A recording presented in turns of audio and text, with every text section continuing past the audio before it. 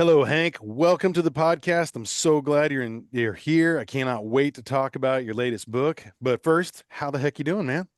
I'm doing all right. I'm pretty busy. It's the book has just come out, and I have been spending all my days, well, most of my days, trying to get book tour things ready to try to make sure that the people who order the books are getting their books, and just generally trying to sell this thing because it's. I think a lot of people don't realize how hard it is to get people to know about a book. The writing part's the easy part, but I'm doing pretty good. Yeah, well, I was going to ask you about that too, and the idea that, this is your fourth book there with H&H. And how did hmm that first start where you decided to make that journey? And then, of course, I want to dive into Borderlands and talk all about that. But yeah, I was kind of curious about how the publishing side of that went for you and going and producing your own thing. It was kind of a leap of faith. So my second book is Duck Duck Goose, and that's a waterfowl cookbook, and that was done by basically Random House. It's a 10 speed is an imprint of Penguin Random House, and so big giant publisher. They were actually great people to work with. They were really good. And then I came with them with a proposal to write Buck Buck Moose, and for some reason they thought it was too niche and that there wouldn't be a big enough audience for it. So they declined it. So they said no. And I don't blame them. If you don't think you can sell the book, then don't take the book on. So I kind of wandered around looking for other publishers and da da da, and that didn't really pan out. So what I ended up doing was doing a Kickstarter in 2015 for that book, and it raised enough money to make Buck Buck Moose, and that book's been pretty successful. And I realized very quickly that yes, it's super high risk, super high reward, super high investment, and it's a little bit of an adrenaline junkie kind of thing where you put a lot of money and time and blood, sweat, and tears into a book, and now you got to sell it. But I had been doing that with my first two books, Hunt Gather Cook and Duck Duck Goose, except I was getting like this much money off of each book. Well, this one, I'm getting this much money off of each book. So it very quickly became apparent that even a moderately successful book is going to make more money and it's going to allow me to do more things. And so that each book kind of allows me to, do the next thing and then do the next thing and do the next thing. And it's been really liberating. I've been blessed with a team that my sister Laura has designed all four of my most recent books. My ex Holly, she's done all or most of the photos for the books. Borderlands is a little different. She did a lot of the plate photos, but I did all of the not plate photos, and I actually did some of the plate photos too. So it's been a kind of an interesting transition, but super positive. Very kind of, I mean, it's not like I don't eat triple decker stress sandwiches for breakfast, but it's paid off so far. Well, it's a phenomenal book, man. I read it cover to cover. I love that there is so much storytelling that goes on as well. I mean, you have 125 recipes, over 300 photographs, and like you talked about, there's a lot of plate dishes, but there's a lot of murals. There's a lot of the markets. There's a real sense of these regions, and the book itself, Borderlands: Recipes and Stories from the Rio Grande of the Pacific. Your sixth book here, and it's obviously it's out now, and it's really kind of a love letter to a region, as you kind of said. Mhm. And I'd love for you to, for people who may not be familiar about it for the first time, before we dive into it, why don't you go ahead and, in your own words, talk about a little bit about what this book is for you and what, you hope readers will get from it. Sure. It is kind of the culmination of really 2 decades of traveling all along the border from the Rio Grande to the Pacific. And what I realized when it sort of started out as a straight up Northern Mexican book, and I that initial idea was there because a lot of Northern Mexican food is kind of poo pooed by food people in the United States. Is like, man, it's just Tex-Mex, and Tex-Mex sucks. Which, well, A, it's not just Tex-Mex, and B, Tex-Mex doesn't suck. So those two things were like got my dander up a little bit. I'm like, yeah, you know what? There's a whole lot more to this food than you might think. So I was going to set out to do that. But then as I wrote the book, I'm like realizing, well, you know what? I have spent so much more time on the American side of the border hunting and fishing and foraging, and of course, eating and talking to people and all that. And it just made it a richer book, and it made it a more personal book, and it made it a more fun book. So, I mean, there's some pretty interesting foraging stuff and hunting stuff and fishing stuff in this book that wouldn't necessarily make the cut if it was a straight up Mexican cookbook. So this kind of idiosyncratic journey, and we decided to structure the book like a journey. So you start in Brownsville and you work your way to the west, all the way to where Tijuana meets San Diego, and we weave back and forth across the border, and it's just a really super cool. It's really hard to explain how much this region is in my heart because I love the desert, I love fishing, I love hunting. All of this stuff is in this border region, and there's something about the desert, and the deserts are different. There's the Chihuahuan Desert, there's the Sonoran Desert, there's the Mojave Desert, and all of that. All they're all very different. They act differently, they sound differently, the foods are different from there, and then the people are different. It's just this incredible, incredibly rich place that is neither fully American nor fully Mexican. That is really, really attractive. Well, and I love how you kind of walk through all these places, talk about the histories, the culture, really the legacy of the people, the foods there. I mean, it's a historical book in a sense too. There's so many things I learned, like, oh, that's from there, Matas Morris, the mini tacos. Okay, like there's so many Hmm. things that I learned along the areas in those regions that I was just fascinated with. And I think we need to kind of bring it back to because you talk about, the birthplace really of this book is there, right around in Roseville, California, near Hmm. Sacramento when you're sitting down with Patricio Wise, owner of Nistaco, and you talk about how that was kind of, if there was a birthplace of this book, it's there. Why don't you tell me a little bit about that and how that was kind of started you on this journey that lasted multiple decades? Yeah, so Patricio, he owns this restaurant, Nick's Taco, and just outside of Sacramento, and he's a really good friend of mine. And the original idea was for us to team up on the book, but he's a restaurateur and he's very, very busy. So he really helped me a lot in that book. But the whole idea of it started in Sacramento, and it's really also the first place. And I lived there 19 years. It's really the first place I got a chance to do a deep dive into Mexican food because in all the other places I've been, sure, there's Mexican food, but nothing like Sacramento. Um, so you could see the origin of that norteño kind of cuisine in Sacramento, and then it sparked a fire and stoked an interest. It got me to learn the techniques, and working in with Patricio's restaurant, he taught me a lot too. Um, so yeah, it's I kind of had to do a hat tip to Sacramento as just the birthplace. It's like people who read the book are like, "What's up with Sacramento?" And that's why that's there. Well, in there was actually, I've talked to certain chefs before and asked them kind of, well, what's your deathbed meal? And of course, I didn't Hmm. have to ask, I just had to read right there. You talk about the deathbed taco that you got from Patricio on your birthday. Why don't you tell me a little bit about that and maybe kind of walk us through a little bit of that recipe if you don't mind? It is it's in some ways it's the platonic ideal of a norteño taco. So in the north of Mexico and in Texas and in Arizona, beef is king.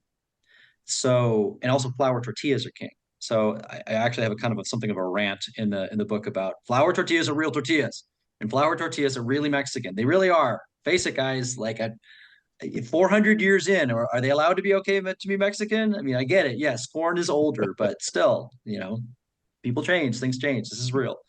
So it was my birthday, I don't know, 6, 7 years ago, and Pato's his nickname is Pato. He's like, I'm gonna make you a really good taco. So like, okay, cool. So he has these really good thin flour tortillas. They're not like Texas style. They're very thin. And then so he put a costra on it, which is basically grilled cheese. It's like a grilled cheese tortilla. So you put some cheese down on the flat top, and then you put the flour tortilla over it, and you let it caramelize on the tortilla. And so the base of your taco is flour tortilla plus melted crispy cheese. On top of that, I don't know, he had like 40-day old ribeye, 40-day dry aged ribeye that he grilled and then chopped up and put that on there. And then he put roasted bone marrow on there. And so, like, this is a fat, rich bomb, right? But then he adds white onion soaked in lime to cut everything. And so the raw white onion soaked in lime, so it takes all that burn out, but you've got all of the crunch and you get the acidity. Then he puts a little cilantro on, and then the kicker are green chili piquins. So Texans will know what chili piquins are, but Oh yeah. if you're not from that region, they're a wild chili that's shaped like a little bullet, like almost like a 22 bullet, and they hit as hard as a 22. So what you do with this taco is you place them in the taco. You need maybe three or four or five of them, and you get one with each bite. So each bite of the taco that you eat has a chili piquin in it. And it's like plus it all works. It's beautiful. It's this I can think about it right now, and a perfect one is four bites. First bite's discovery, the next bite's amazement, the third bite's bliss, the fourth bite's regret because it's gone. That is so well said.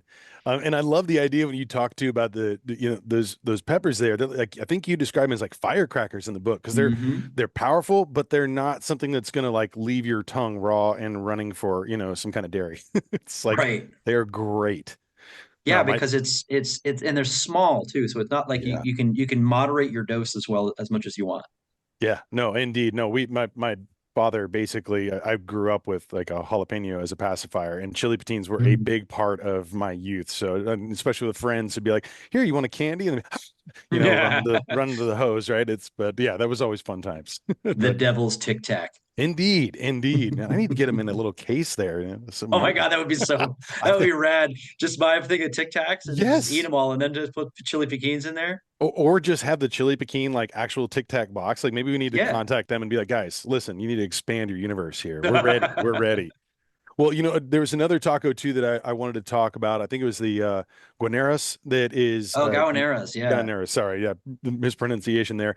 But you talk about that as kind of being a close second to your deathbed taco, and you know, like Hmm. that you mentioned, you know, ribeye is common, but you also prefer, you know, and as you do in the book, like you talk about where wild game can be substituted. I think you mentioned venison backstraps there. And you know, and inside the book, I'll just you know preface this too. There's iconography where it talks about, hey, you could use this here or this type of Hmm. meat. And so I like that you have that idea of domestic, you know, wild game, you know, there's fish, there's so many different things that you can have. And there's a lot of vegetarian meals as well.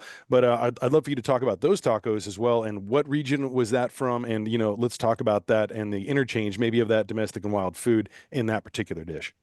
Sure. So Gaoneras, so a Gaonera is a what was the name of a bullfighter, a Mexican bullfighter back in the day, and then he gave his name to a particular bullfighting move where you kind of drape the cape over the bull as to just to piss it off, but you get real close to it. So there's a taqueria in Mexico City, actually, because Tacos El Califa, that they're credited with having invented it. But it's super, super popular in Monterrey and in the north of Mexico. And that's where I learned it. And at its very core, it is a tortilla. It can be either corn or flour, but it's a tortilla with a very, very thinly shaped piece of ribeye over it. And then that's it. It's like it's not chopped meat. It's a very thin slab or sheet or like a ultra thin cutlet put on the tortilla, and then that's what you get. And then you go to the tortilla bar and you dress it up however you want. But the key is for that meat to be so tender. I mean, everybody who is listening to this right now has had a taco where they've bitten into the taco and everything comes out because like it's too tough. Your teeth just pull it right out. So that is the key with a gaonera is the meat has to be so tender that you can just bite right through it, no problem. What I found was if you make a very thin venison cutlet, like so you take backstrap and then you put it between two pieces of plastic wrap and then you pound it super thin, it makes this insanely good Gaonera because it's thinner, it's leaner, you can bite through it much more easily. And then you top that with whatever it is that you want. I do like a spicy pico where it's like regular pico de gallo, but I might put piquins in it, or I might put habaneros in it, or I basically want it to be a little bit more fuerte than a regular pico de gallo. And then I actually like that costra as well, that grilled cheese underneath it, Mhm. because it adds a little bit of heft. Or another fun one is you can spread refried beans on the tortilla and then put the meat and then put the toppings on it. So the refried beans act as kind of like delicious glue, so that when you eat that thing, it's just it's such a good taco. It's so good. That is, it sounds amazing. I mean, this is also a warning to all the listeners and viewers of this podcast. Do not, when you get this book, have an empty stomach because you will be growling, man. I swear, like there was so many times I was like, oh, I want to make this right now. Now I want to make this. There will be drool all over your book. It just happens. It is. It's a bunch of craveable dishes is what it is. So Really. so if you're looking at behind you, if you're watching this, Hmm. it's the tacos on the bottom of the front cover with the blue background. Those are garbaneras. Perfect. Excellent pointing job. I've been practicing. There you go. But yeah, I want to answer your second part of your question about Mhm. the interchange between wild and domestic meat and all these things. So we started that idea with pheasant quail cottontail. So one thing I realized with PQC was that yeah, it's a pheasant recipe, but there's literally no reason you couldn't use a grouse or quail or wild turkey or rabbit. They all work together. So we decided when we made that book to do those icons. And so if you see it as a pheasant recipe, for example, but you see like the little bunny icon or a quail icon or something like that, you're like, oh, okay, I'll use this with quail and it's going to be perfectly cool.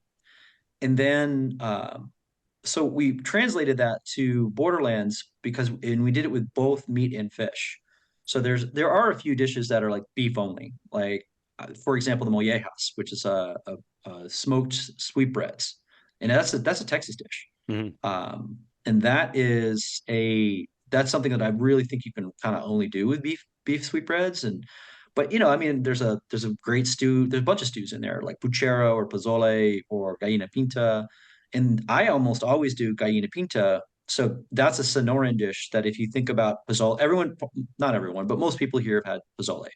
If you think of pozole, but with beef and beans, in addition to the corn and the chilies, that's gallina pinta. And it's very Sonoran, and they will almost always use beef, but there is zero reason not to use like venison shanks or shoulder or neck, and it's every bit as good, if not better, because it's a little bit leaner and less greasy. Nice. Oh, good advice there. I'll be checking that out. I wanted to jump into kind of, you started off in Sacramento. And of course, there's 9 regions you run through. One in the Gulf that I thought was a cool story was you going to the mouth of the Rio Grande for the first time. So cool. Tell me a little bit about that experience, and kind of what happened there and kind of what you reeled in there. But I'd love for you to talk about that. And when was that you did this? Was during this work on the book, or was this kind of Hmm. during a trip? So yeah, why don't you walk through that? It was kind of it was almost to tie a bow on it a little bit. So that was 2024 Hmm. that I was there. So it was just last year. So I went down there again because I've been down to Brownsville a lot of times. I have a friend named Mike Ortiz who's a good guy and a farmer down there. And so we hunt and fish together all the time and just generally eat lots and just, you know, it's like time out for bad behavior, if you know what I mean. And And so we were having a good time, and I said, I've never been to the mouth. Like I've been to all like almost the whole length of the Rio, and I've never seen it dump into the Gulf. He's like, oh, well, we got to go.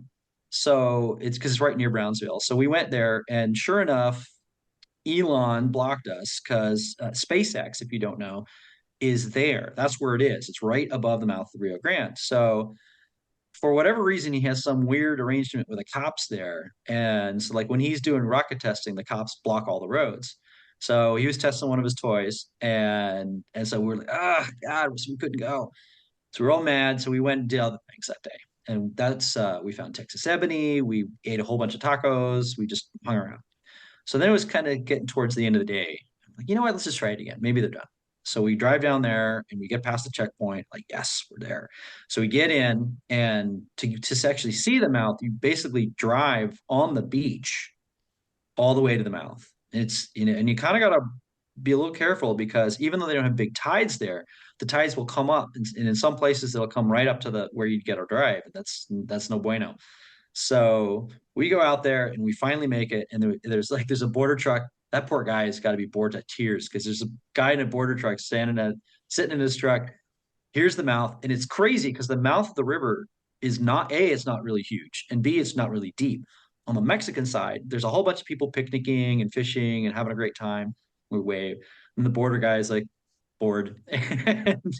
And there's nobody on the US side. So it's just me and Mike. And so I'm looking at the shells and taking pictures. And it's just, this is it. This is super cool. And it's really interesting to see how inconsequential the border really is because it's just like those are the people on either side of the border having the same kind of fun, you Yep. know? And so I'm thinking all these thoughts, and Mike's like, we need to wet a line. like, yes, we do. So he brought a couple spinning rods and some lures called the electric chicken, and it's basically like a swim lure, like a bit of a swim bait, and it's just you cast out and jig it back. And he's cast a few times. We'll take some more pictures. He's like, you need to say that you wet a line in the mouth of Rio Grande. I'm like, Sure. absolutely, 100% I do. So I grab a line, tie an electric chicken on, and cast out right in a good spot where I think it's a kind of a edge of a current, and it's literally like 5 yards in front of a Mexican guy who's fishing from the other side. So he's waiting and I'm waiting. And so it's like we're we're meeting in the middle with rods and reels. And then I start to jig, and wow. And like there it is, there's freaking fish on. And I'm like, holy shit, it's a fish. So I'm bringing it in. I do not want to lose this fish. And it comes in, and sure enough, it's a legal speckled trout. So it's a good size, not huge, but I mean it's a good size speckled trout. I'm like, that's amazing. Like I caught a fish in the first cast. When does that ever happen? I'm like, almost never.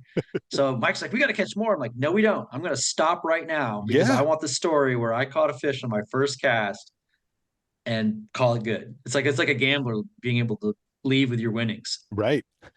This is a super cool time. Well, and you guys didn't have everything ready to kind of transport it back, so you Also released it that, back there yeah, so you can catch it yeah, next time you go. That yeah. exact one, right?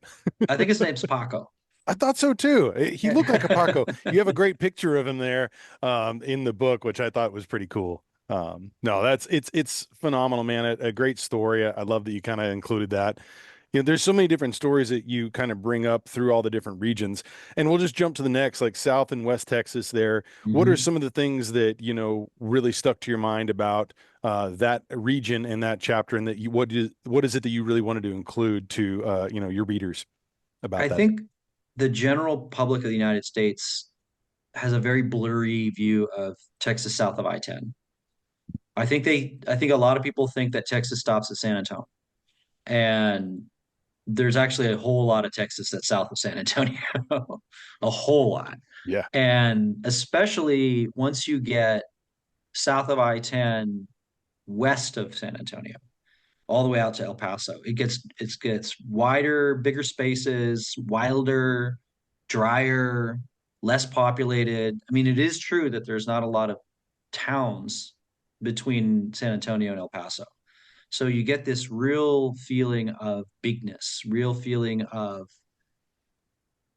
kind of age. It feels a little like the Old West, and it looks a little like the Old West. That you start to get into the Chihuahuan Desert proper, and that's a really cool desert because it's kind of a yucca desert as Mhm. opposed to the Sonoran, which is a cactus desert. And so you really kind of get this. You start playing like you know the theme song from Good, Bad, and the Ugly or something like that in your head over and over again.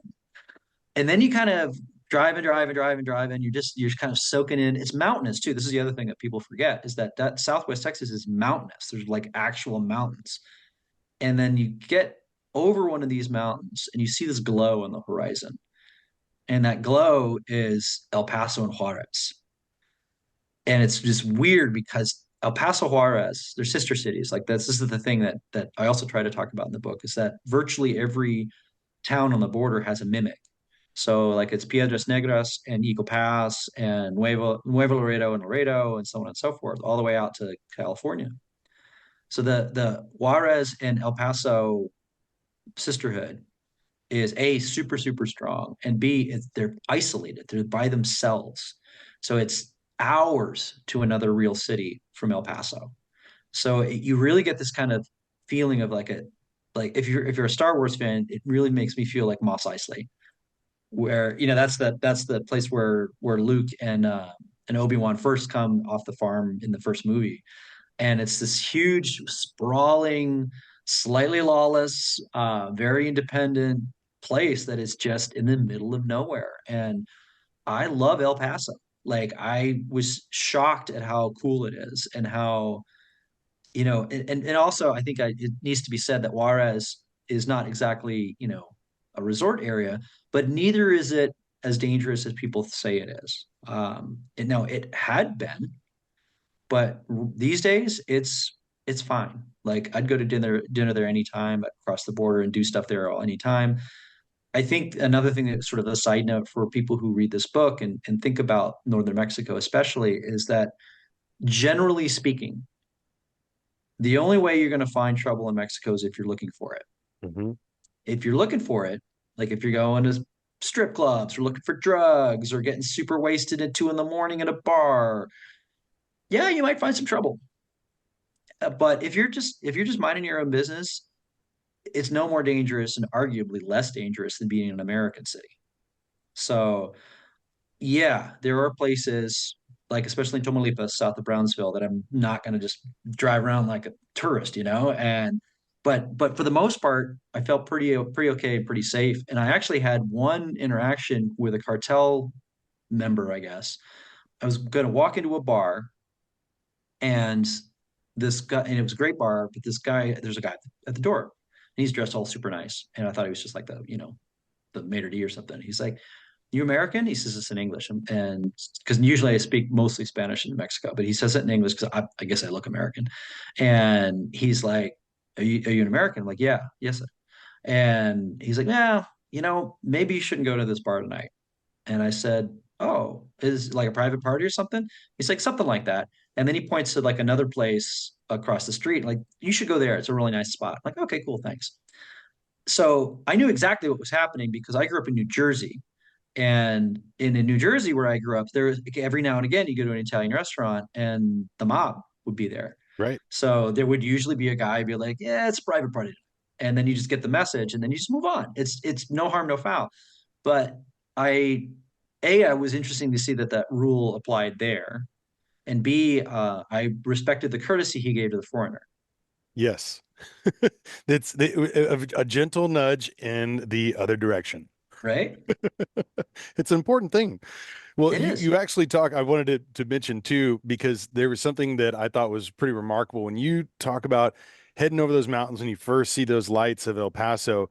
You said it's time to press play on a song. The soundtrack of driving into that. Will you please tell us a little bit about that? Down in the West Texas town of El Paso, I fell in love with a Mexican girl. Marty Robbins. But I loved hearing like this idea of like a soundtrack there. And I was like, I kind of it made me want to ask you too about other soundtracks of the regions, the other ones too. So at some point maybe we'll have to do like a playlist of I'm this. actually working on two playlists for this book that people can listen to when they cook from the Borderlands. One's going to be like all kind of classic, either Norteño Mexican or classic old country, because there's that kind of that rich history of both the regions. And then the other one, I mean, there's an entire new genre of like psychobilly and sort of more modern, narco corridos and stuff like that. Where so there's the kind of the comforting and then there's the edgy, and they both exist in that region. And I think it's sort of indicative of the feeling of being in the borderlands. Sure. No, when we go down to our ranch in South Texas, there's a playlist of that region of that area, man. And I mean, it's always like my buddy's like, why are you listening to like Tejano music all the time? I was like, what are you talking about? Why? That's what this is here. I can't listen to anything else, you know? How can you not listen to Selena in South Texas? It's that there you go. The birthplace, right, of her, San Antonio, or Yeah, no, I'm Corpus actually, right? That's she's where they have Corpus, I released their, think. Yeah. yeah, yeah, yeah, yeah. I know that's. Bitty bitty boom while you're catching a snook in Laguna Madre, that's money. Oh, you Laguna Madre too. You also pay homage to that area. Why don't you tell me a little bit about your trip there? Because that place is so rich. I mean, Really there's is. so many amazing, I mean, things to do, places to go. It's a beautiful area. I mean, it's very unique to United States and too, with all the that just that little region, that pocket. I don't know if you can maybe paint a picture for people if you don't mind.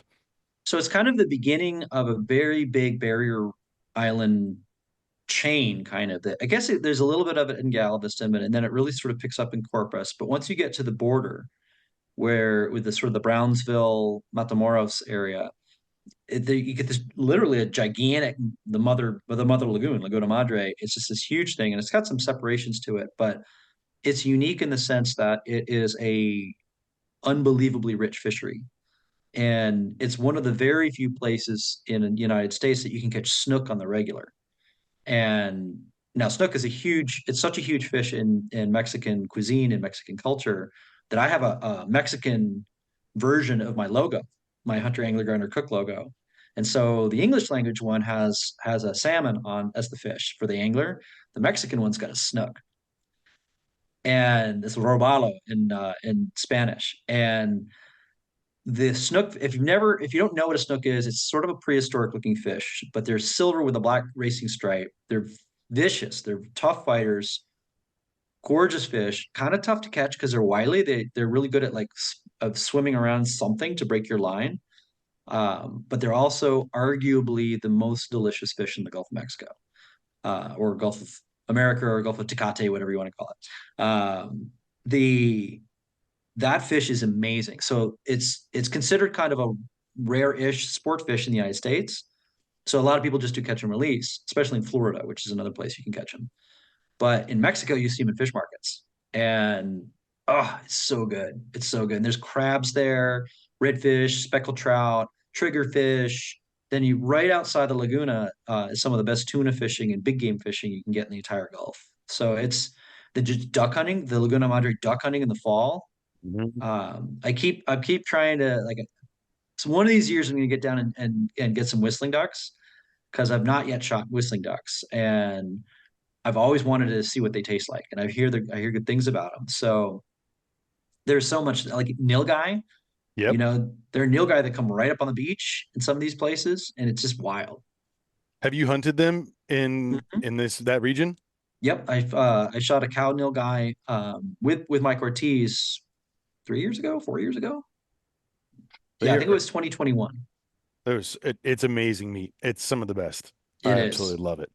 What's so that area there's so rich of so many things, and I love too when you talk about like obviously like bird hunting too. You bring in an element where you talk about dove hunting in a lot of the different regions that you travel about Hmm. how celebrated it is, and sometimes dangerous. I think you and your friend kind of experienced some bird shot heading your way, but you know you really kind of pay homage to that, and there's some dishes there too. And it sounds like that's something that you have. It's kind of a, the opening season, that first day is something that you try Really to get is. out to a lot. Why don't you maybe talk a little bit about that, if you will? So again, if you're in the northern parts of the United States, doves are kind of not a thing. Partially because there's some really old, like straight up bigoted laws that were set up in the Northeast about 100 and some odd years ago, specifically to keep people who weren't rich white hunters, emphasis on rich, um, from having a good time, basically. So they passed legislation in the Northeast to make doves a songbird. Well, they're not a songbird biologically, and they're not a songbird, well, legally in most states. So outside of that, these dove seasons have been a tradition for, I don't know, probably 200 years, and it's just such a big social thing. You can talk while you're doing it. You don't have to wear camo. There's a barbecue after each time, and then this is where that sort of the traditional dove popper comes in. That ever Most people probably listen to this know, or at least some kind of a popper. Basically, if you don't, it's the dove breast with cream cheese or something, a jalapeno or another pepper, and then it's all wrapped in bacon, then grilled. And there's a good popper is actually not that easy to pull off. I've had acres of bad poppers. So the so doing a good popper is kind of a celebration in a lot of ways. But I love it. I just love it because they're hard to shoot. They're very delicious. And in places like Brownsville or Yuma, Arizona, or South New Mexico, they're everywhere. They're the dominant bird on the landscape. So it's great for all kinds of reasons, not the least of which is that you get to have like that very traditional Labor Day barbecue. And sure, there's probably gonna be steaks and salads, da da da, but that dove appetizer, or that, I sometimes will do a dove main course. It's super special, and it's a really regional slice of Americana. Well, I have to ask you, when you say that you sometimes use that as a main course, what is it that you'd be making with that? So the poppers are a traditional appetizer, but a Mhm. lot of times I'll either grill doves. I have a dish called doves a la mancha, which is in pheasant quail cottontail, and that's kind of one of my signature dishes. Period. Like let alone just for doves. But doves a la mancha is where you pluck the doves. And if you're sitting out there raking your nose about plucking a dove, once you get used to it, you can do it in about 90 seconds, maybe. The doves fly off or the feathers fly off the dove. So it's really easy to pluck them. And then you get that skin and fat. Believe it or not, doves can be fat. Hmm. So that fat's delicious because all they're doing is eating seeds. So you get that kind of, it looks like a tiny little chicken. I mean, all the doves are red meat. You should Right. know. I mean, you know, but I'm Yeah. just Yeah. talking for Yeah. Yeah. readers. Um, and so what I do is I will stuff that cavity with fresh herbs like rosemary, sage, the really aromatic stuff. Then I'll paint the dove with either olive oil or bacon fat and then salt it and then grill it so that the breast meat is about medium. So it's still pink. And then when it comes off, I'll hit it with salt or I hit it with pepper and smoked paprika. And you just kind of sit there and eat them. If most people, if you can do, like if you're a hungry hunter, you'll eat four or five or six. But most people, you put three of those on a plate, that's a really good main course. Oh, it sounds phenomenal. Well, that also kind of triggered my idea that I was going to ask you about too, and kind of like part one of your book. And I should have mentioned this earlier. You have like part one where it's kind of like the basics, the essentials of kind of like what you might need to go ahead through. You call it the basics. And when you just mentioned herbs there too, there's a lot of inclusion about certain types of herbs of these regions. Mhm. Some that were kind of I forget the name of the one, but it was kind of is similar to cilantro.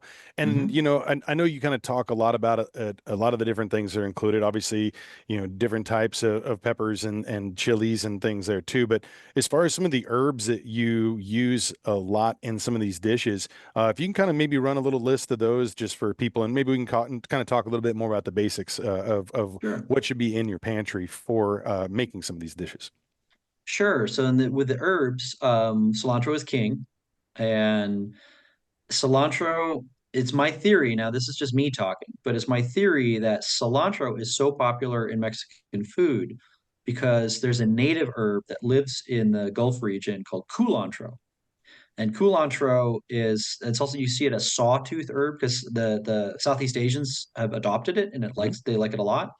It needs kind of hot and wet.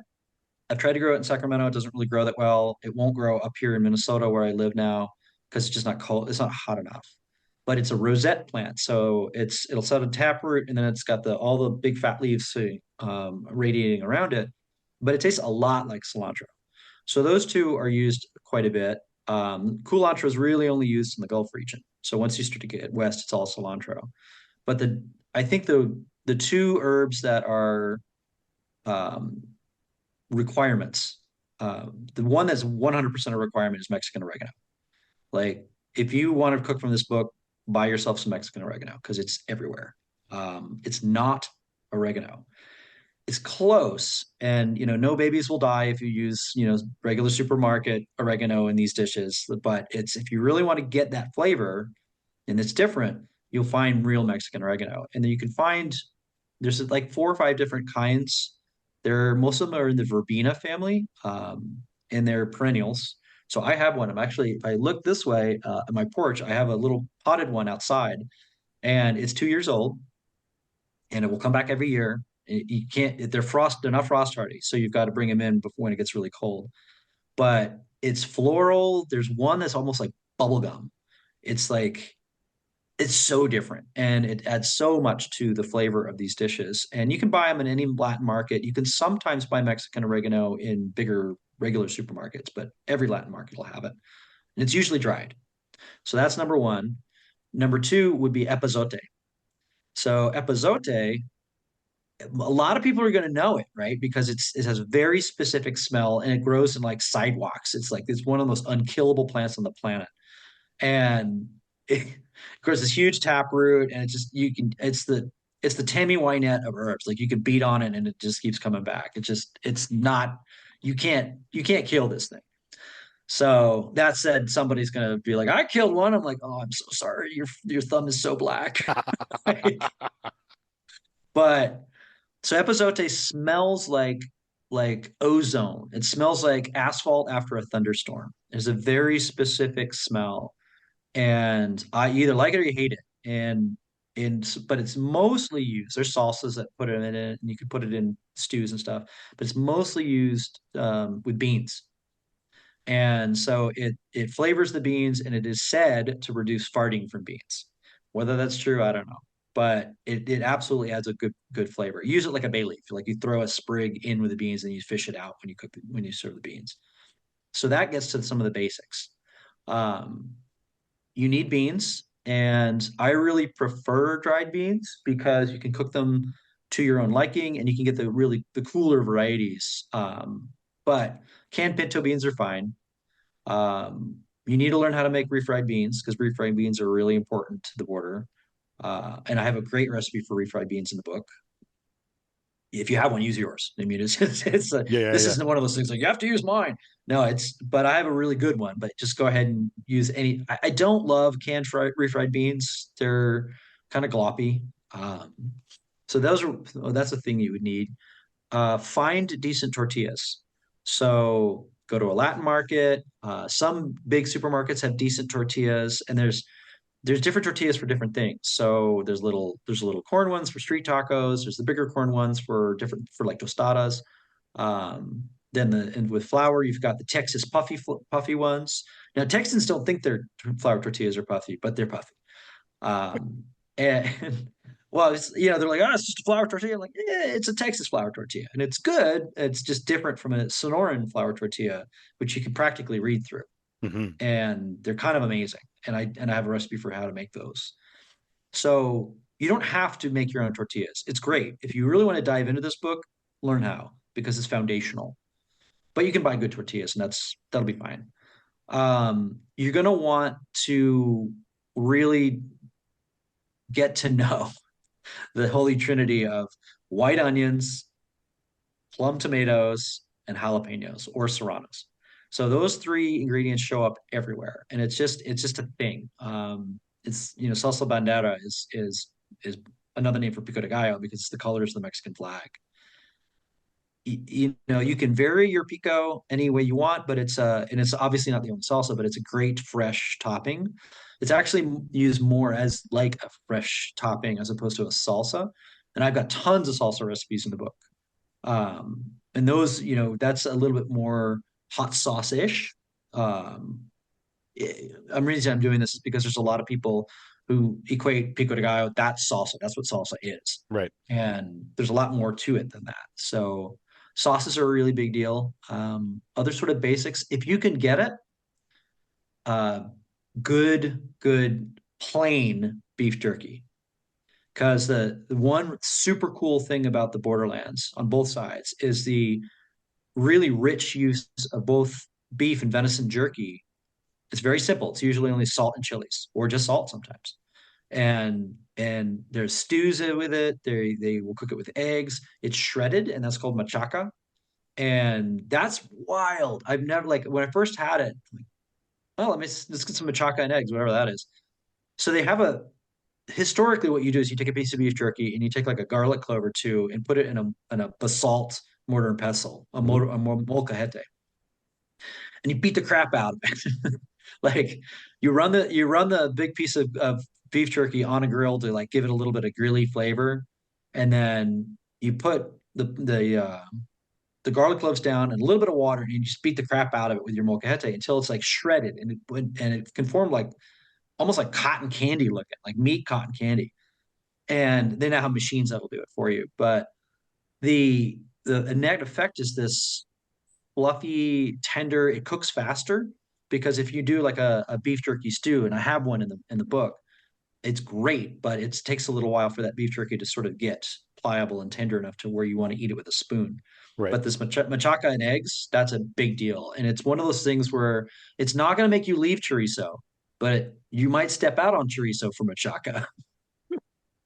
Well, and you also talk, excuse me, about chorizo, and that's one of the things. If you can find it in its authentic form, I mean, you have a bunch of resources in the back of the book too that you Mm-hmm. can kind of learn from. But you talk about there's some interplay and some interexchange there, where if like you can't find this, but there's certain stuff where you're like, if you're going to do this, you have to do this, and this particular meal, no pico, Mm-hmm. or whatever it is. Like I love how you kind of lay that out as far as eating it traditionally for that region and maybe for that purpose of like trying to have a full authentic meal. And Mm-hmm. that was something that I really enjoyed about the book, kind of finding out what areas.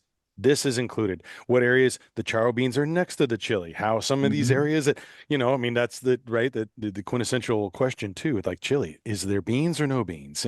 In certain That's a regions. fascinating. I told you this is my theory, right? So, Yep. like in Texas, where chili as we know it was invented, Texans eat charro beans. So, if you go down to certain places in Texas and order a bowl of red, you might also order charro beans, and it sits right next to it. And Mhm. the entire rest of the country is like, "Well, that's dumb," and pours it right in.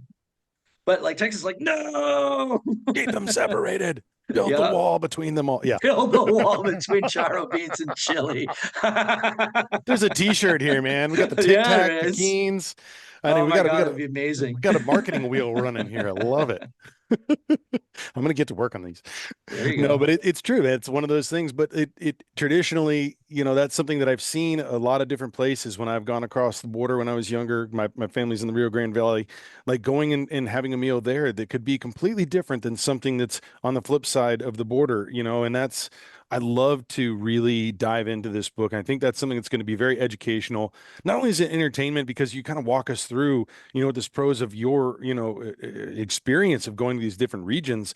I love that there's nuances of each place that I think is really gives a very specific, whether it's like Sonora and hot dogs or just, like these things that you're like, I didn't think about that region having this thing here that it's known for, but it's really enriching, man. I really love that you dive into that so deep in this book. It's been a journey, man. And it continues, right? So I decided I decided to write this book because I needed to write this book, and it had been a few years since I published a book, and I think I was ready. But that said, I guarantee you I could find another 125 recipes and to put in there. And the cutting room floor on this book was profound. Like there were so many dishes that I'm like, well, it's great, but it's not necessarily going to make the first 125. So Well, I can imagine that's still a laundry list of amazing meals there it too, is. man. Yeah. Well, And I also wanted to balance it from east to west too. no, that's true. That's true. Is there a particular region that you find yourself kind of going to that flavor if you're like making meals, or do you kind of throughout this experience, is there, I'm sure that there's so many that you love, but is there one particular region if you were like, if I'm going to eat this, if you had 1 month to have the meals, is there one spot that you're going to? Depends on my mood, but it's probably either Sonora or Baja. Mhm. And why is that? What is Um, it about those spots and that kind of cuisine there that really spoke so to you? Baja is so seafood centric, and I grew up on the water, and if of all the six books, the Hook, Line, and Supper is my most autobiographical, Mhm. and I'm a fishy guy. Like if I had to choose between hunting and fishing, I would take fishing. Mhm. Just because it's been with me as a human being longer, and I'm probably better at it. I mean, I'm a good hunter, but I'm a pretty fishy guy. Um, and Baja is all about that. And there are some things about Baja that are unique to Baja. So the shellfish in the Sea of Cortez. Now you can't get that, of course, in Sonora because they're on either side of the Sea of Cortez. But that Sea of Cortez shellfish, the big game fishing in southern Baja, it's the seafood centric nature of the place is really, really exciting to me, and it speaks to me. Sonora is the other place that speaks to me is the Sonoran Desert. And it's a weird desert in the sense that if you know what you're doing and you know your wild plants, you can get fat in the Sonoran Desert. Like there's so much to like just wild food to eat there that it's just this cornucopia all the time. And there's fruit and there's starches and there's vegetables and there's game and there's even some fish here and there. And it's such an amazing region. And I think the separation between Arizona and the state of Sonora is fairly minor in terms of cuisine and even to some extent the people. Where New Mexico and Chihuahua are quite different. They share a desert, but New Mexico has been kind of a thing since the 1500s. Like it was an actual independent colony. I mean, it was Spanish, but it was like Mhm. New Mexico was a thing, and then underneath it was Chihuahua. So their cuisines have diverged and they've had a longer time to diverge. Whereas in Arizona and Sonora, it's kind of all of a piece. And I like that seamlessness because, if you slide across the border, food's a lot pretty darn similar, except everyone's speaking Spanish. Well, one of the things that you just pointed on too, yeah, the word unique, and there are some things that you have that I find very unique. And I'd love to touch on a few of those if you don't mind. One of them is the Sure. Ari, the resin that's made by ants Oh in the yeah. Chihuahuan Yeah. region. Why don't you Yeah. talk about that and what that's included in? Because that was pretty fascinating. Okay, so one thing you have to know about me is with every one of my cookbooks, there's at least one recipe that is super gonzo, weird, and hey, if you can't repeat it, that's not my problem. Like, I mean, I have a venison tripe recipe in the deer book. I've got crispy fried fish skins in Hook, Line, and Supper. I've got duck tongues and duck goose, and like you name it. Like I have some weird ass shit here and there. So in this one, there's a couple of them, but the one that is truly I had to put it in there, even though it's damn near impossible to get in the United States, is that RE. It's a it's a resin that is secreted by ants on a particular set of shrubs in like where the Tarahumara Indians live in Chihuahua. And it's essentially like Chihuahuan MSG. So it has an enormous amount of umami, savory flavor to whatever it's put into, and it's a little bit like honeydew if you think about it, Hmm. but that's dried, and it's got to be ground very fine because otherwise it's gritty, and so it's grind. You keep the little nuggets and then you grind them in a molcajete or in whatever, and then that's kind of the beginning of your salsa or the beginning of your sauce. And my friend Christian Dutoy, who is a chef in Chihuahua, he uses it extensively and he's done some really cool stuff with it. And I included a couple of recipes from him that use it in the book. Short version, you're never going to find it. You can't buy it online. But if you are ever in Chihuahua, you will find it. People sell it on the street and it's not cheap, but it's like $20 for a sandwich bag full, American. But it's worth it and it's unique. And it's just one of those things where this is Chihuahua and it's not Sonora. It's not New Mexico. It's not Texas. It's very unique to that region. Well, there was something that and it's hidden in the book, but it's just the question that I had that popped to mind. We were in South Texas hunting, and we came across a Mexican wasp. And the honey apparently that they produce is something that's used in regions around there and in Mexico. Is that something that you have come across, and have you done any work in cooking with that by chance? Not that particular wasp, but there's another set of like stingless bees that live in southern Tamaulipas all the way out to Yucatan. And then it's a super cool honey. And you'll find mesquite honey in the Sonoran region where it's not honey, it's not mesquite beans. It's the bees are going to the mesquite flowers and making honey from that. And it's a kind of a golden, it has a very specific taste. Like I can tell mesquite honey. And so there's a few of those all around the region, and it all kind of really depends on what the dominant flower is. But yeah, it's super cool. Like there's wild food in everyday Mexican food has a big, let me rephrase that. The wild element of Mexican cuisine is bigger than the wild element in an American cuisine. Hmm. So you will see a wild thing kind of on the regular in all parts of Mexico. Well, when you just mentioned there too about mesquite beans, well, about mesquite, there's something that you have is a lot of different things with mesquite bean syrups, Mhm. flour that's made. And then also, we talked a little bit about mentioned like cacti, and there's a bunch of different dishes there, whether it's tuna sorbet, tuna chews, there's cactus salad, barrel cactus, chilla buds. That's another thing that I found very unique but enriching because I know I've done a lot of stuff and experimenting with like the tuna from the prickly pear stuff that we have around Texas. But I'd love for you to kind of maybe touch to that, maybe, speak about some of your favorites out of those lists that you created. Sure. The foraging on the Borderlands is amazing. I think people forget about that. Like, oh, it's a desert. There's nothing there. But I just went to the Chihuahuan Desert Research Center not too long ago, and that's in West Texas. And there are so many edible plants that are delicious there, and so many, and including the pink pine nuts.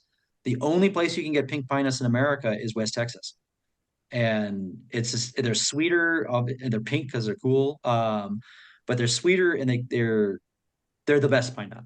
And so that's an example. But in terms of the cactus and choya and yucca and all those kinds of things, those are the plants that live there. And there are lots of ways to eat them. And just because they have spines on them doesn't mean doesn't mean they're not edible. And I find it's really a testament to the ingenuity of the people who are from there. Mm. And the people who will be like, oh no, you can't, they have spines. Well, you can cut the spines off. Like, oh, well, they're slimy. Well, you can deal with the slime. And sure, it's not a loaf of white bread, but it's better, it's more fun. It can be preserved. It's just an extra set of things. And I think there's a lot of Texans who get it. Like I know a bunch of Texans who will eat prickly pear fruit, who eat the nopales, the young paddles in the Hmm. springtime. And so it's going to be more and more known by the general culture, and I think that's a good thing. I love the idea of like taking things wherever I'm hunting, or Hmm. of not only just foraging those areas, maybe cooking something that would have been eaten, or just along the lines of that animal that you're hunting or whatever it is. And that was something that whenever I do turkey dishes now, I always love to take the prickly pear fruit. I'll go ahead and kind of, there's also you graciously talk about ways that you can, make sure that you're not left with a bunch of these invisible needles in your hands. I mean, there Oh is a yeah. to-do list here of how to do this safely, but the idea of that too, and I think, you mentioned earlier there was something that, tastes like bubble gum, and that's like I remember reading that with these tunas, like, yeah, there is a taste of watermelon and bubble gum. And Hmm. I remember, like, I was like, that's unique. And then you taste it and you're like, that's exactly what it tastes like. It was Hmm. phenomenal. And it's, being able to do sorbets and things like that, kind of making it this desert sweetness, but also I love doing it with turkey, just having a little drizzle or something, a little bit of that color pop too. It's something nice about that, I think. Makes a cool barbecue sauce too. Okay. Tell me about that. How would you prepare? So I've done a barbecue sauce where you take onions and cook them in lard, and that's your base. And then you add a shot or three of tequila, and then For kind of cook off you or for the barbecue sauce? well, one's for me, but the barbecue sauce gets some as well. And so that's sort of your base. And then, your sweetness, you can either add prickly pear syrup, Mhm. um, or whole prickly pears, obviously taking the thorns out. Um, so Where's you've your got sense the of adventure? oh my God, no, no. God, that'd be terrible. Um, so you get that red color, and then you've already got that basis for it, and then you add chili piquins or chiltepin chilies to add heat, and then you just kind of tinker with the salt levels, and it's a very light. It's good for turkey. It's like it's Hmm. a good light barbecue sauce because a barbecue sauce basically has a fat, has something sharp and tangy. So in this case, you would probably put probably the easiest source of acidity would be lime juice, but you could do a vinegar. You could do a vinegar of any kind. And then so it's a fat element, it's a tangy element, it's a spicy element. And so your spicy element are chili piquins, and there's usually often some sort of a fruity-ish element, and usually tomato and barbecue sauces. But it makes a really good, very unique, very regional sauce. That's great. I'm going to try that out. And I know we're going to be wrapping up here soon, so I'm not going to dive into everything. There's so many questions I have for you, and I just wanted to make sure everyone checks out the dessert sections too, because Mhm. you have so many amazing ones. And one of the ones there that I didn't really expect to read much about, but I was fascinated with the story, is there's a connection there to the Moroccan king and Dateland. And I'd love for you Yeah. to kind of talk about that because that was something that I was, again, another piece of history, delicious history to learn about. And I'd love for you to kind of talk to people about that. Yeah, so Dateland is a town. Well, town is really overstating it. Dateland is a place in Arizona. Um, and I don't know, it's been a while. It might have been after World War II, but at some point in the 20th century, there was like a date blight, like a date disease going on in Morocco. And so the king of Morocco basically gave examples of all of the best varieties of dates. And there's lots of different varieties of dates and sent them to this place in Dateland in Arizona to basically preserve the stock so that if it were to all die in Morocco, they'd at least have the stuff over there in the United States. So that was one of the catalysts to start a date industry in Arizona, Baja, and Southern California, where they grew fantastic. So dates are a thing in that region of the world. And first of all, okay. But there is a little bit of like unique, um, deep history that goes why. So there's the Washington palm is a native palm in the Mojave region. So you'll find them in Baja, you'll find them in SoCal. I think you can find them in Arizona, but it's definitely Southern California and Baja. It's a native palm that in palms fruit, all palm fruits are dates, just not all the dates are yummy. Like there's a bunch of them there's a Canary Islands palm that everybody grows. It's you can eat them, but it's like the size of your thumbnail, and then it's mostly pit. So, but this wild one, this native one that the indigenous people have been eating for a billion years, um, that it's an edible date. It's the best native date in the United States. So there's a kind of it's a little bit like the culantro cilantro thing. Hmm. So there's a native analog that this new date from Africa really just it took it over and became a thing. So their date shakes. If you've never had a date milkshake after a dove hunt, you need to. And I do a dove popper, sort of homage to that Labor Day dove hunting tradition and a sort of little Arizona side on that.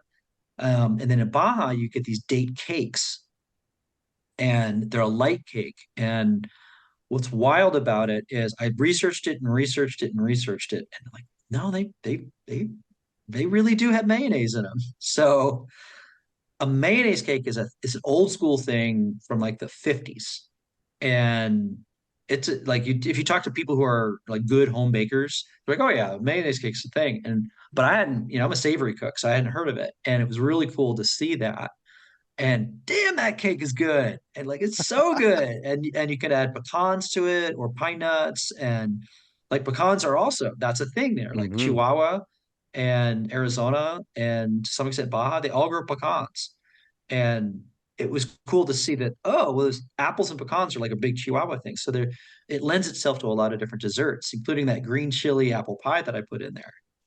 Dude, that seriously, there are so many amazing desserts that I was just like going through that are just phenomenal. Earmarking those because they're so unique, and I loved hearing about the region and the history of like how did this become a date centric area? Like, Yeah. wow, it was phenomenal, and I mean they all look great, and the mayo thing too. I mean my grandmother I remember rocked out some recipes with that, so I was like. I Okay. remember seeing those like, wait, what are we doing? Because, growing up around southern border, there's a lot of things that were different.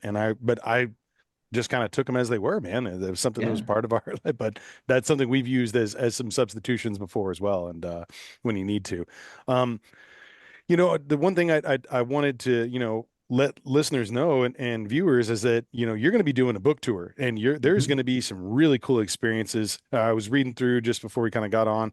You've added some other dates and some laundry list of all these amazing meals that you can get or places you can kind of go and, pick up something, while you're there at Nick's Taco. And, I wanted you to talk about some of these areas you're going to be going and what those experiences are like. Because it's not your typical book signing tour, man. You're going to be Mhm. enjoying some of the meals of these regions there too, and some of the things you talk about in the book. So yeah, if you can just lay that out for the listeners, I'd appreciate it. Sure. After it's technically my sixth rodeo. Hmm. So once I have a book that comes out, it's really important to me to basically spread the word. I mean, that's sort of the core reason. But what has happened over the years is that what I've discovered is that people want to celebrate whatever the book's subject matter is with a meal. I mean, they're cookbooks after all. Hmm.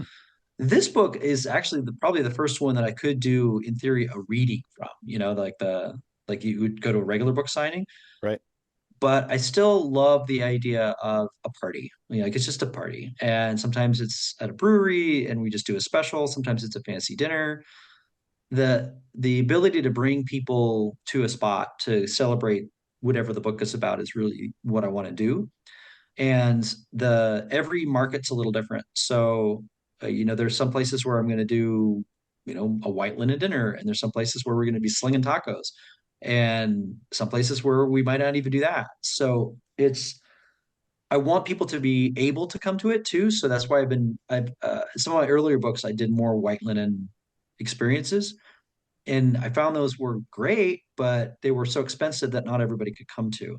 Right. Um, And so my goal is to A, sell books, obviously. It's my job. Right.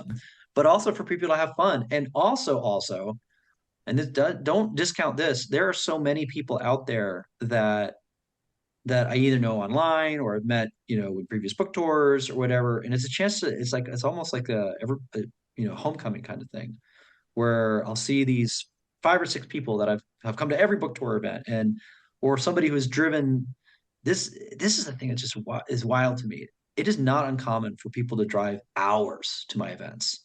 And so, which is incredibly humbling and incredibly daunting in a way because I wouldn't drive 5 hours to see me, but some people does.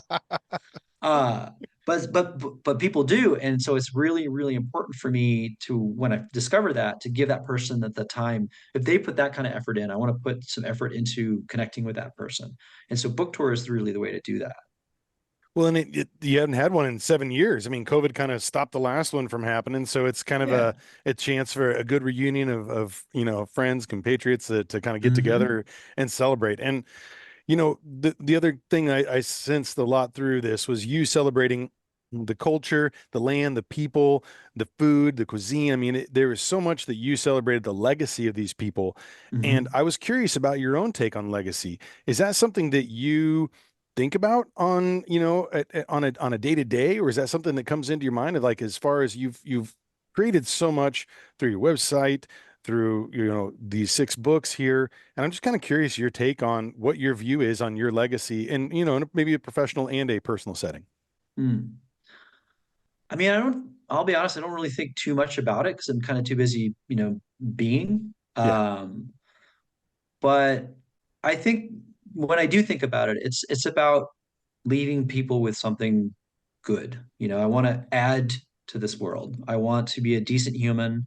I'm trying my best, and I want to, provide whatever it is that I can add to the conversation, to the larger conversation, and be kind of a teacher. Like I wanted to be a teacher when I was a little kid, and then I kind of got away from teaching in a traditional sense for a number of reasons.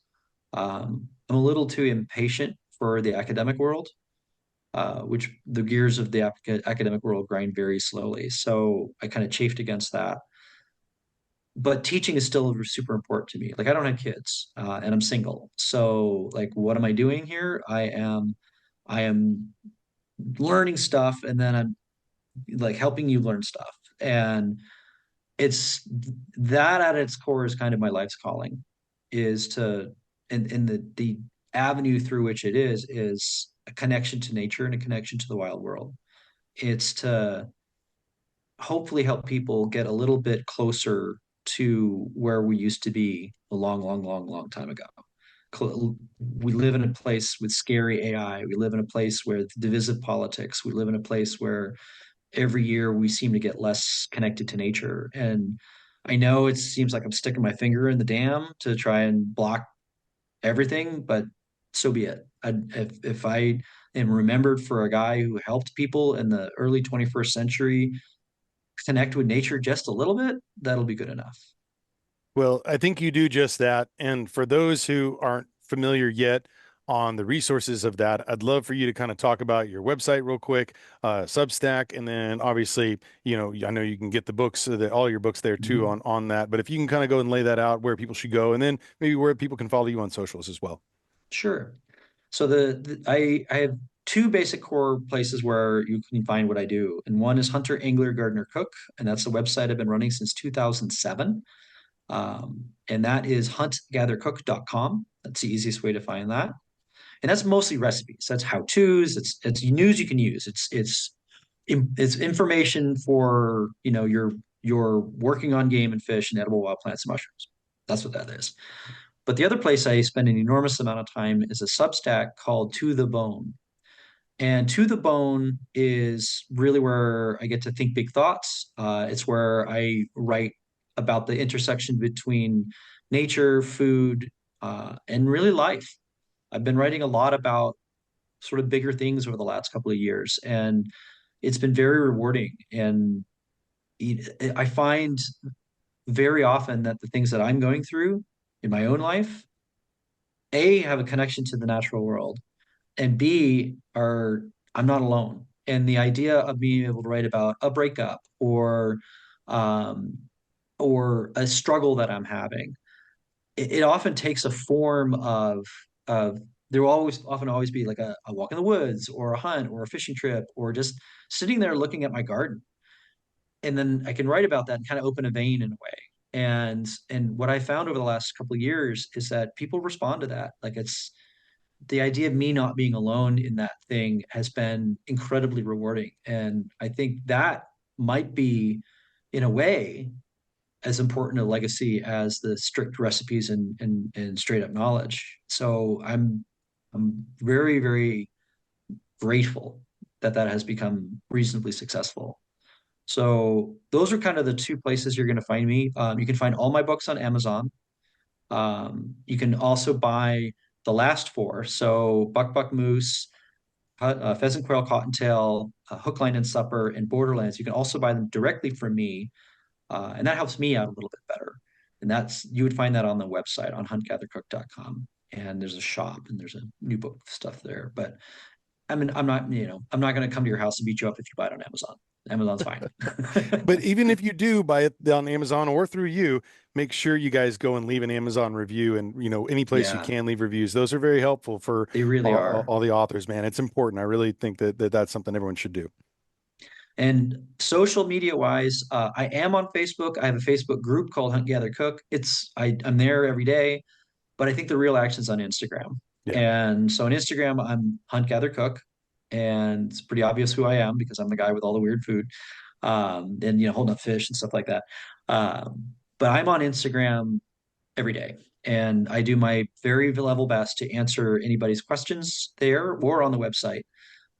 Because one of the things that I view as important to, I think calling it my mission is a bit of an overstatement, but to what I do, like why am I doing this, is to help people be better with the fish and the game and everything. And so if you ask me a question, I'm going to do my best to give you an answer as best I can. Well, it's phenomenal. I suggest everyone go check out the website, follow the the Substack there to the bone. I love reading it. It's phenomenal. Make sure you get a copy of Borderlands in your hands as soon as possible. And for just kind of closing out, is there anything that you'd like to share about this book, or maybe to your audience and your supporters as kind of a last word before we depart? Yeah, I think this book is a great journey. And I think you can see my journey in the book. You can see it will probably open your eyes to some things that you haven't seen before. And I think that's an important part of human experience. A lot of times we get in bubbles. And I hope this book takes you a little bit outside your bubble and makes you think a little bit and say, oh, well, I hadn't thought of that, or I hadn't seen that perspective. And you can use that experience for the next time that you might see your bubble getting pressed against. And then you might be able to pop it yourself and say, what is on the other side? And I think the path to healing in a larger sense is to talk to somebody like a human being in calm, measured tones, who maybe doesn't agree with everything that you agree with, and figure out a place to sit in the middle. This is important right now. And I think a book like this can help spark that conversation in a number of ways. Well said, Hank. Thank you so much for joining me. Thank you for sharing your talents with the world. I greatly appreciate it. I mean, these recipes are phenomenal. The story in this book of your travels and of the people, the culture, it's just so enriching and educational and entertaining, and it's everything and more. And I know this is going to be one of your most successful books yet. And just thank you so much for everything you're putting out there, man. Thank you so much. Thanks for giving me all this time. And I really hope you like the book. Oh, good deal. Well, make sure everyone go check him out on tour. I will see you when you come through Texas, my friend. All right, you will. Cheers. You take care, Hank. Bye.